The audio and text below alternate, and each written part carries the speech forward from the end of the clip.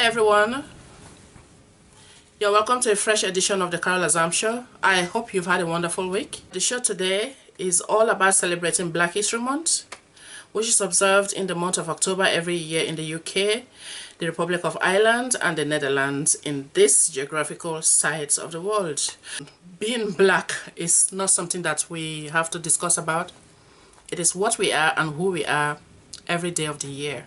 But Black History Month is a welcome opportunity to shine some light of everything that makes us what we are. For everyone else, it is an opportunity not just to celebrate with us, it is a chance for you to appreciate and learn something new about Africa. Joining me this week on the show is Genesis Amaris Kemp, who lives in the United States of America, where Black History Month is usually celebrated in the month of February.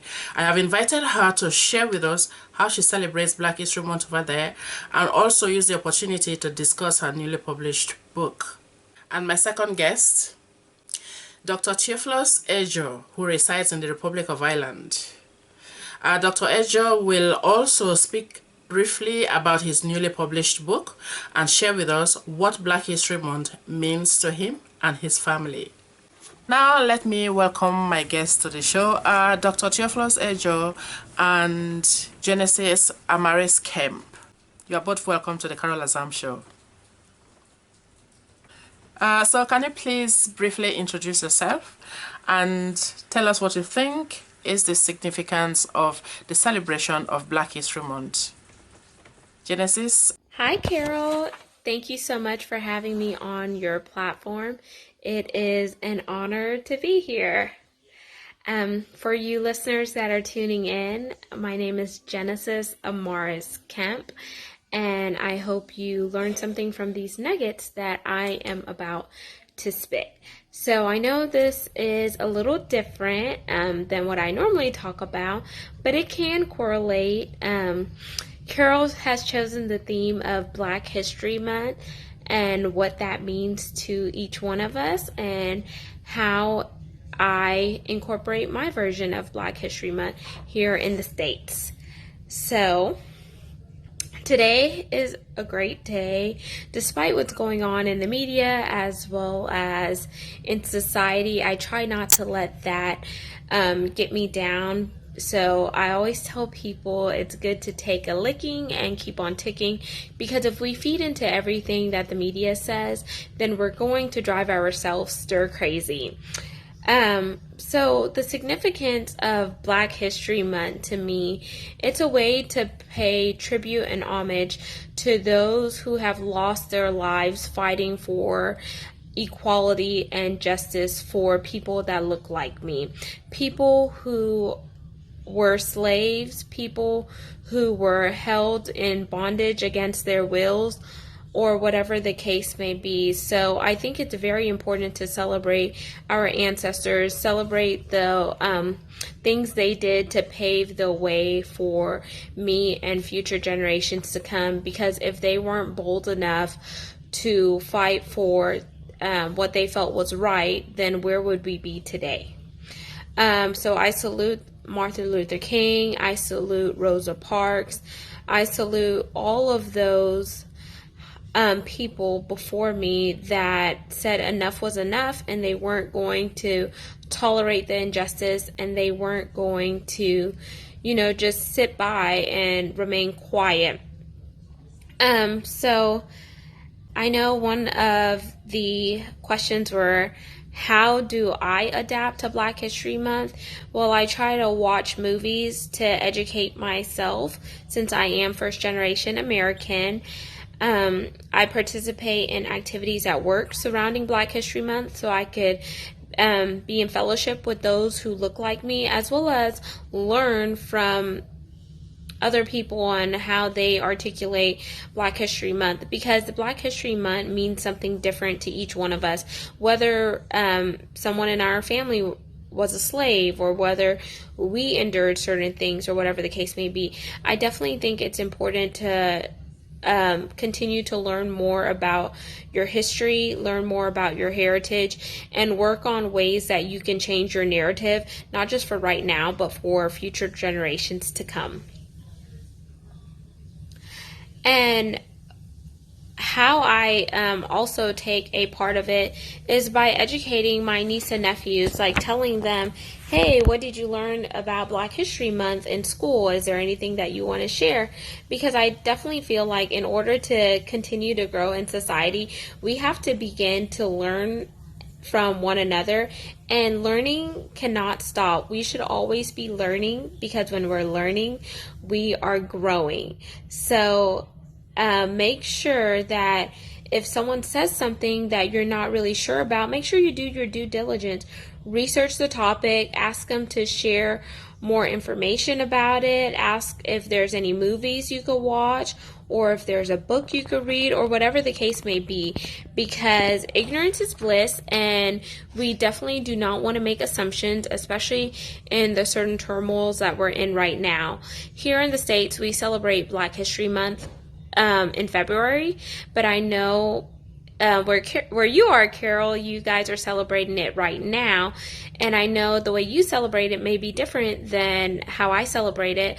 So I would love to hear some of the things that you're doing to promote it outside of this show, as well as if you are having educational seminars or whatever the case may be. Coincidentally, the two of you have newly published books. Theophilus, you go first. Can you tell us what your book is about, and also where we can find your books? Well, the Black History Month is an annual celebration by Americans of African ancestry at a time for recognizing the fundamental role of Blacks in American history. Currently, only 5 countries observe this event, and they are the United States of America, where it originated. Then you have Canada, the United Kingdom, the Netherlands, and the Republic of Ireland. Personally, I'm happy that Ireland is one of the few countries that observe this event, because the Irish people and Africans maintain historical ties dating back to over 3 centuries. And also, the Irish people and Africans share a common history of racial oppression, slavery, and colonialism. Personally, I would be happy if more countries would join in and observe this event as a way of celebrating the contributions made by Black people and Africans to global progress, global civilization, and also as an affirmation that Africans and Blacks, their history does not just stop at colonialism, at racial oppression, at slavery, but these individuals, these groups of people have made significant contributions to global progress. The Inspired Migrant Men in Ireland book project, initiated by Carol Azams, is inspiring and significant in a number of ways. First of all, it's a book that showcases and celebrates, the achievements of migrant men in Irish society, their contributions to the progress and development of contemporary Ireland. It also highlights their cultural sensibilities, their pre-migration experiences, and portrays them as role models for the younger generation of migrants who can tap into those very experiences and build carve a niche for themselves, make meaningful progress in different walks of life in Irish society, and also contribute to the development of their country, Ireland. My debut novel, Till Dawn Comes With a Song, was published September this year, exactly a month and 3 days now. And it's a book about the years of military dictatorship in Nigeria, and exactly in the 1990s. It is a book that exposes an era marked by impunity, political oppression, environmental degradation, abuse of human rights, and resistance. But there is a subplot in the book which makes it very interesting, and that subplot focuses on the relationship, the love relationship between two of the key characters, Ndokari and Ezinne. Indeed, the novel is prophetic, and it is there's a correspondence between the events in the book and what is currently happening in Nigeria. At the end of the book, there is a revolution, and that corresponds with what is currently happening in Nigeria in the form of the EndSARS, protest. So it is prophetic, it is timely, it is an exhilarating and exciting novel that anyone will not regret reading at all. And it has got rave reviews so far. The reviews are very, very encouraging, and I would encourage people to grab a copy. You can grab a copy from Amazon. Just type in Till Dawn comes with a song on Amazon, and it will pop up, and you'll not regret reading it. And I wrote my very first book. It came out in May. The title of my book is called Chocolate Drop in Corporate America, From the Pit to the Palace. So a little bit about my book.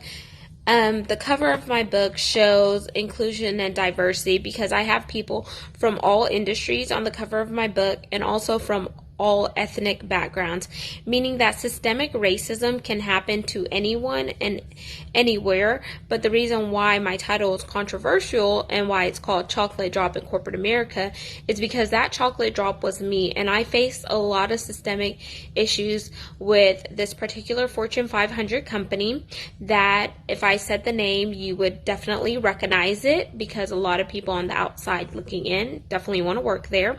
But sometimes when you're inside a big corporation, it's not always glamorous as they make it seem.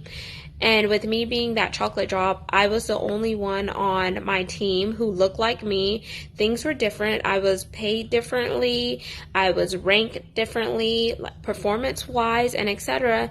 And one day out of frustration, I just started writing in my journal, Chocolate Drop in Corporate America. And I wrote a few sentences, but little did I know that was going to turn into a full-blown book. In that book, I walk you through how I started as an administrative assistant, so the bottom of the totem pole. I fought for where I am now.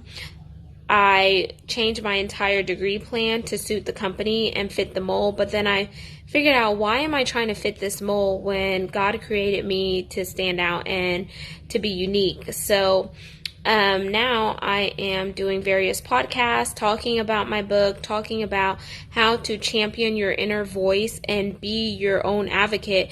It's so important to take ownership of your career and set the bar high. So I'm going to share a copy of my book, what it looks like, so you could see what I meant earlier.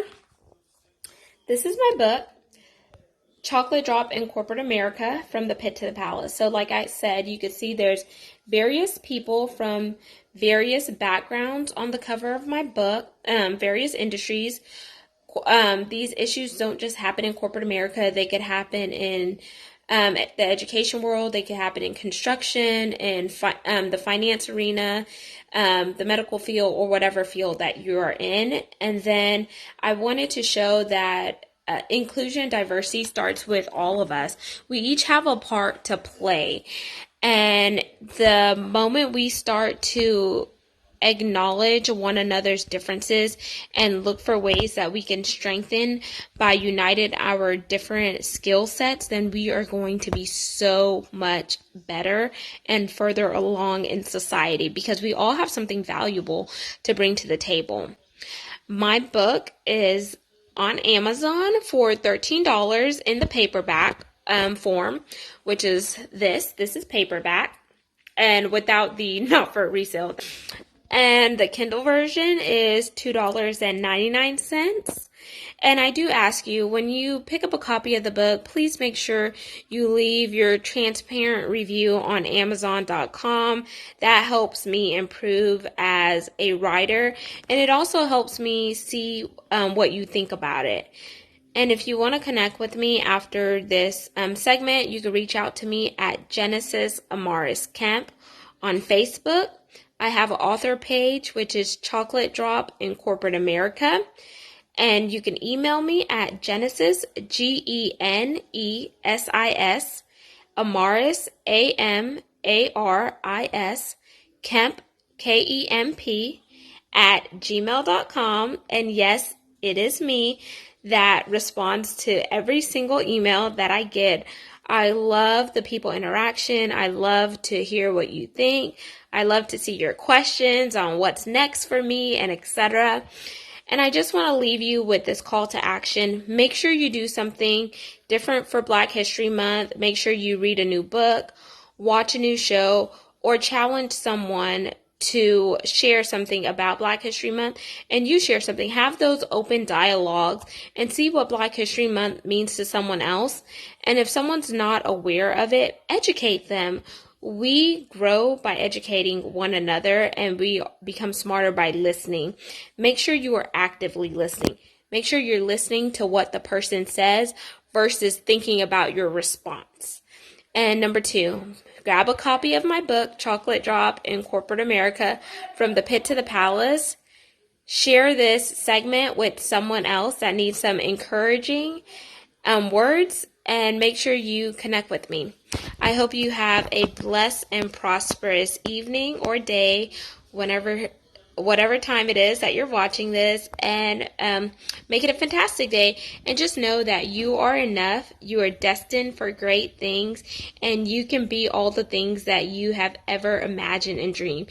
You just have to start now. So get a pen and a paper and write down your goals. Write the vision and make it plain. Create a vision board and reach for the stars, because you can be your wildest dreams. I'm thankful to Carol for giving me this opportunity to address these issues. I thank everyone for watching. Bye-bye. Okay, it's been a pleasure having both of you on my show to talk about Black History Month. It means a lot, so thank you very much. Finally, we've come to the end of another episode of the Carol Azams Show. I look forward to coming your way again next week with a new topic. So, bye from me for now. Please stay safe and stay blessed.